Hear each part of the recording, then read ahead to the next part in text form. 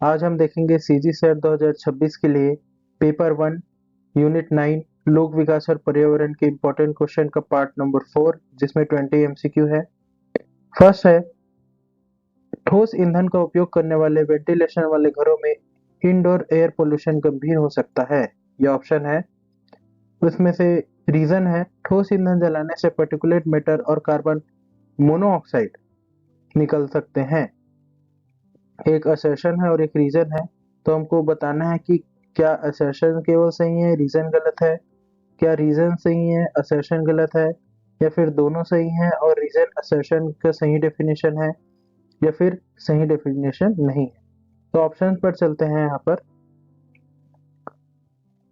ये सारे ऑप्शन है, तो कथन देखते हैं एक बार। ठोस ईंधन का उपयोग करने वाले खराब वेंटिलेशन वाले घरों में इंडोर एयर पोल्यूशन गंभीर हो सकता है।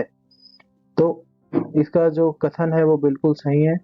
रीजन है, ठोस ईंधन जलाने से पर्टिकुलेट मैटर कार्बन मोनोऑक्साइड और कार्बन मोनोऑक्साइड निकल सकते हैं।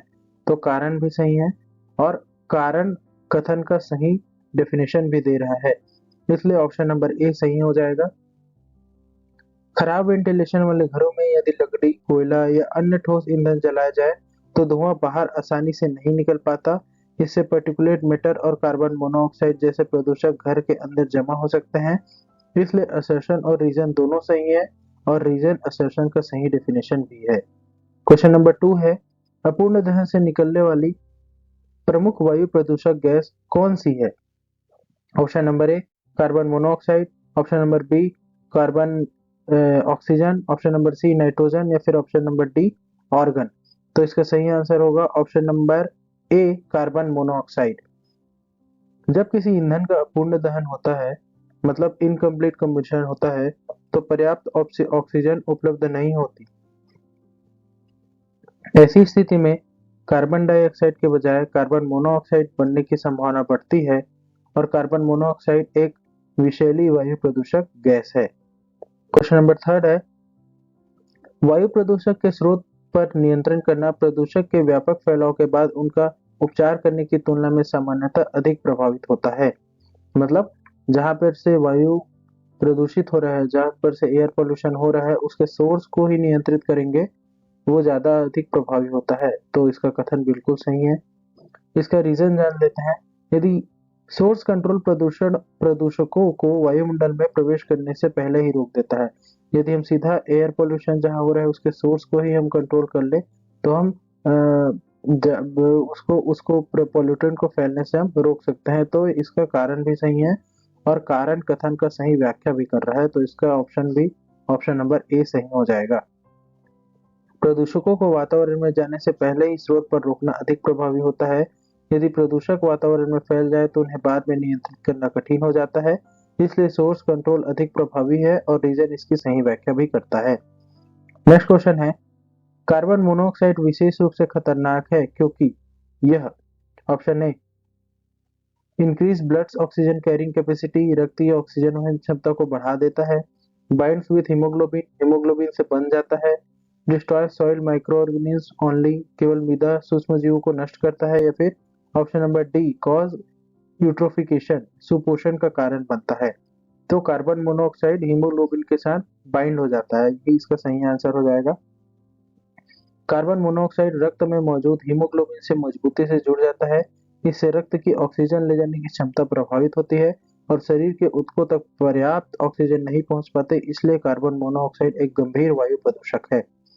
फिफ्थ नंबर का क्वेश्चन है, ये भी असर्शन रीजन से रिलेटेड है।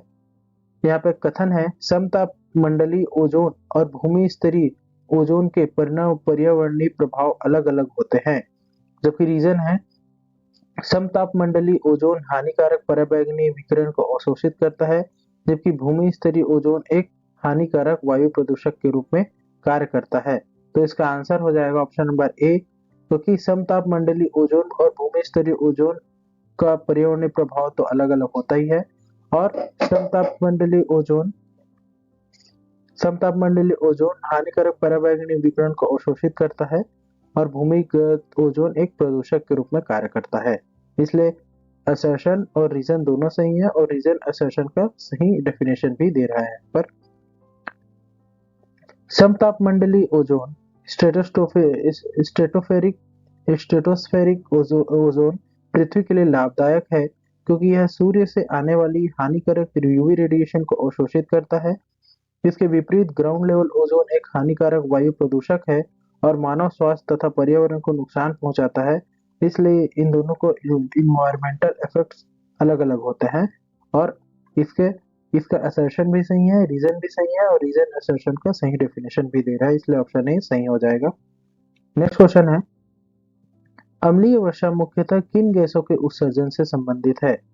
ऑप्शन ए SO2 और NOx मतलब nitrous oxide, nitrous oxide, NO2 या जो भी हो सकता है इसमें। दूसरा है CO2 NO2, तीसरा है H2 NO2 या चौथा है CH4 NHE।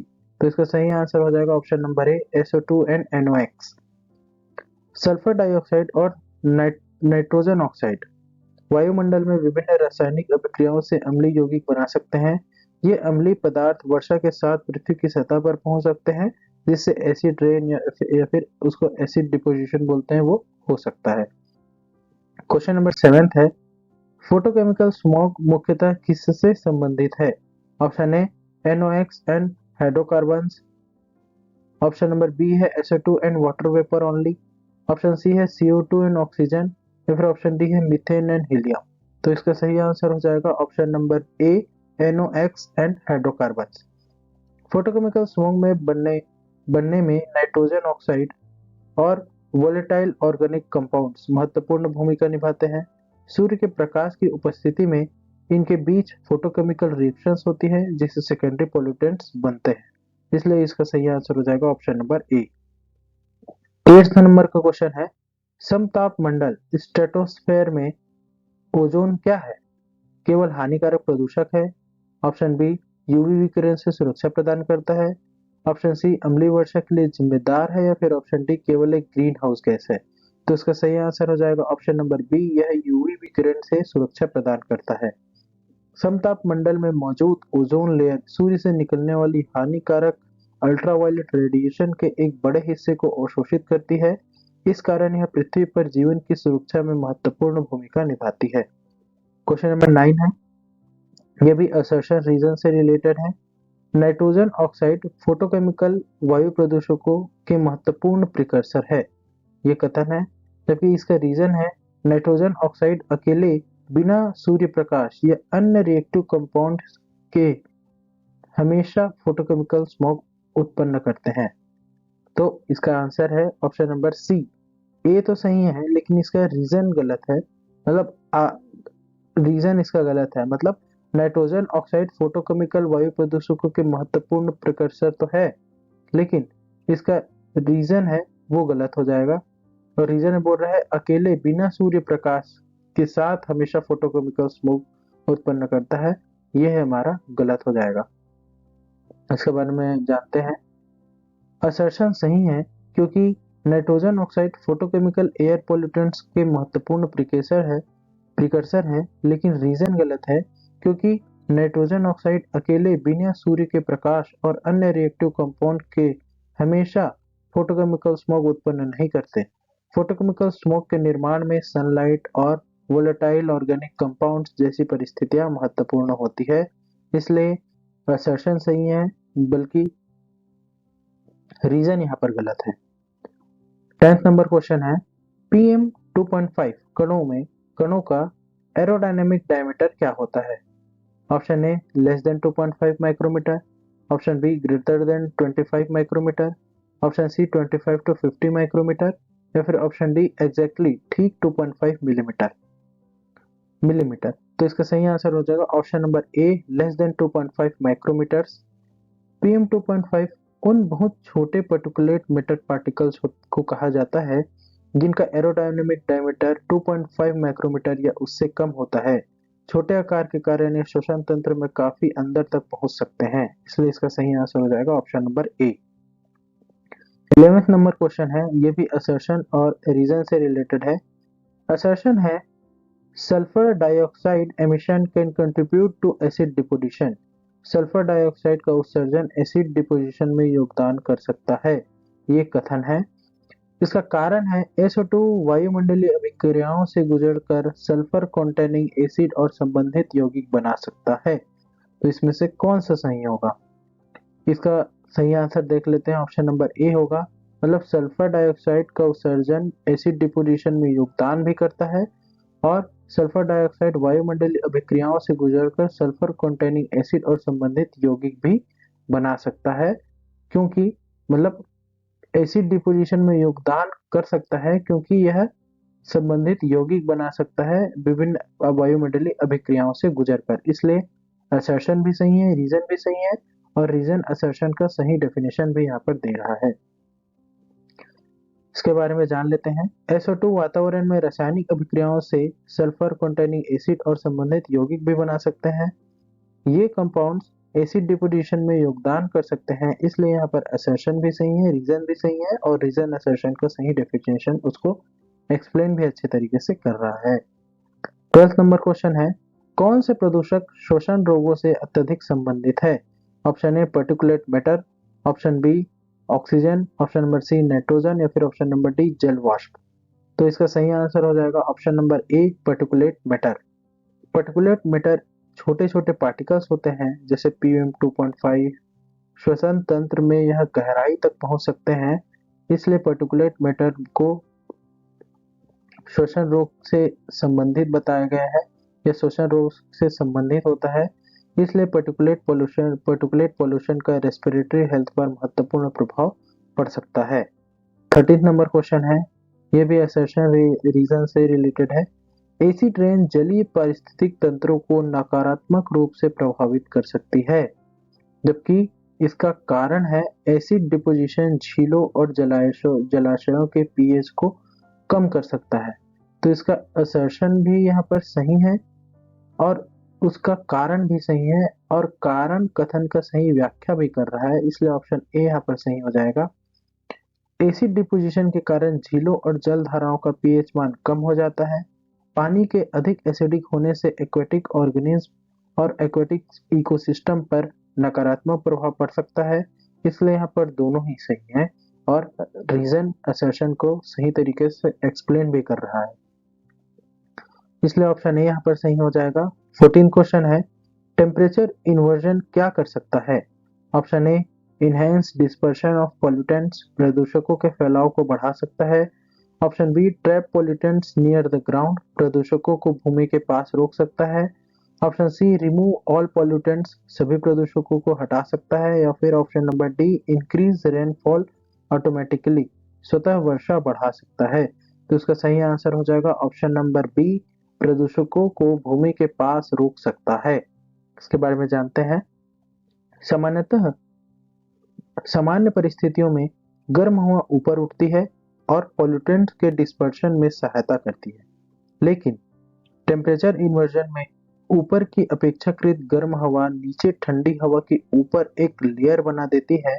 इससे पॉल्यूटेंट का वर्टिकल डिस्पर्शन कम हो सकता है और वे जमीन के पास जमा हो सकते हैं, इसलिए इसका सही आंसर होगा प्रदूषकों को भूमि के पास ही यह रोक देता है टेम्परेचर इन्वर्जन। 15 नंबर क्वेश्चन है, ये भी असर्शन रीजन से रिलेटेड है।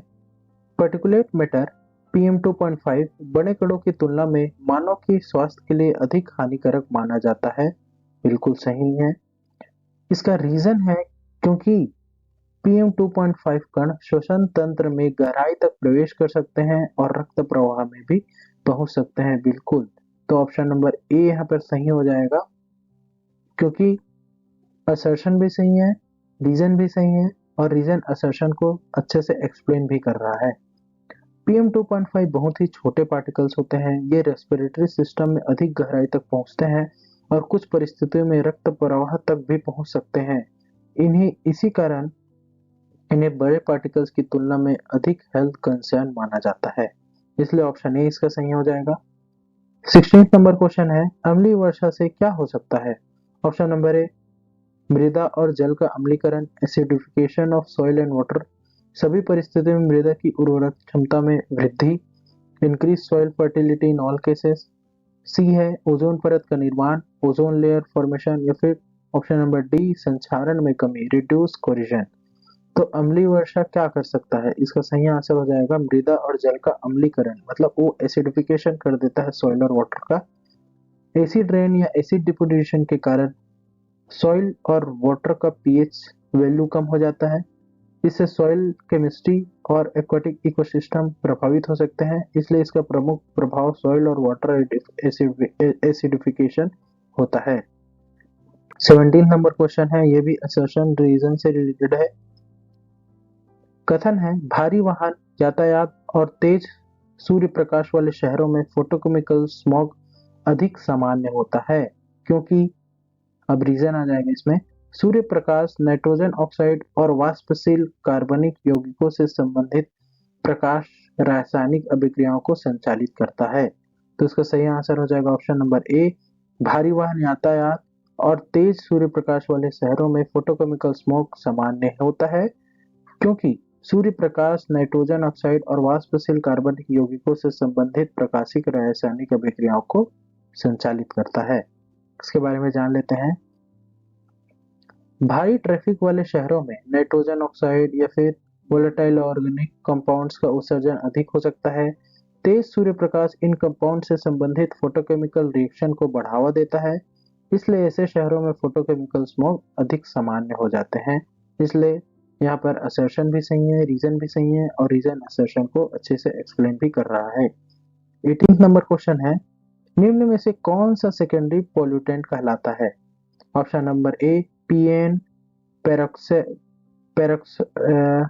पेरोक्साइटाइल nitrate, peroxy acetyl nitrate, option number B carbon monoxide, option number C sulphur dioxide, option number D प्राथमिक कणकीय पदार्थ। तो इसका सही ऑप्शन हो जाएगा option number A peroxy acetyl nitrate. इसका सही आंसर हो जाएगा, यही सेकेंडरी पोल्यूटेंट है।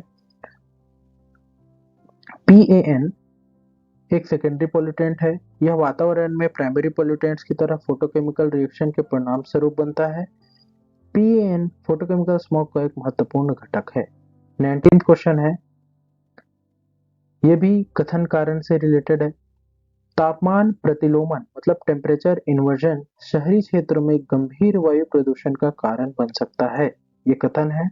रीजन है क्योंकि तापमान प्रतिलोमन मतलब टेम्परेचर इन्वर्जन के दौरान ठंडी वायु के ऊपर गर्म वायु की प्रदूषकों के ऊर्ध्वाधर फैलाव को रोकती है। During temperature inversion, a layer of warm air above the cooler air prevents the vertical dispersion of pollutants. तो इसका सही आंसर है ऑप्शन नंबर ए, मतलब इसका कथन भी सही है और इसका कारण भी सही है, और कारण कथन को डिपेंड भी कर रहा है, मतलब उसको अच्छे तरह से एक्सप्लेन भी कर रहा है। टेम्परेचर इन्वर्जन के दौरान ठंडी हवा के ऊपर गर्म हवा की एक लेयर बन जाती है। यह स्थिति पॉल्यूटेंट के वर्टिकल मूवमेंट को रोकती है। परिणाम स्वरूप पॉल्यूटेंट जमीन के पास जमा होकर अर्बन एरियाज में गंभीर एयर पोल्यूशन पैदा कर सकते हैं। लास्ट क्वेश्चन है, निम्नलिखित में से कौन सा वायु प्रदूषक उसके प्रमुख प्रभाव का सही मिलान करता है? Option number A carbon monoxide, जो कि हीमोग्लोबिन से बंधकर ऑक्सीजन की परिवहन क्षमता को कम कर देता है। It reduce oxygen transport by binding with haemoglobin. Option number B sulphur dioxide, increase stratospheric ozone formation, मतलब ये समतापमंडलीय ओजोन के निर्माण को बढ़ावा देता है। या फिर तीसरा है PM 2.5, ये सभी श्वसन रोगों को रोकता है। या फिर option number C option number D भूमि स्तरीय ओजोन, यह केवल यूवी से सुरक्षा प्रदान करता है। तो इसका सही आंसर हो जाएगा option number A carbon monoxide, जो कि हीमोग्लोबिन से बंधकर ऑक्सीजन की परिवहन को कम कर देता है। इसके बारे में जान लेते हैं। कार्बन मोनोऑक्साइड हीमोग्लोबिन से बाइंड होकर रक्त की ऑक्सीजन कैरिंग कैपेसिटी को कम करता है, इसलिए ऑप्शन ए सही है। और बाकी विकल्प क्यों गलत है? क्योंकि SO2 स्ट्रेटोस्फेरिक ओजोन फॉर्मेशन को बढ़ाने वाला प्रमुख पॉल्यूटेंट नहीं है, जबकि PM 2.5 रेस्पिरेटरी डिसीज को नहीं रोकता, और ground level ozone UV shield की तरह प्रोटेक्टिव नहीं बल्कि एक हार्मफुल एयर पॉल्यूटेंट है। इसलिए इसका सही ऑप्शन हो जाएगा option number A carbon monoxide, जो कि हीमोग्लोबिन से बंधकर ऑक्सीजन की परिवहन को कम कर देता है। तो ये थे लोक विकास और पर्यावरण यूनिट के 20 इंपॉर्टेंट क्वेश्चन का पार्ट 4। Thank you.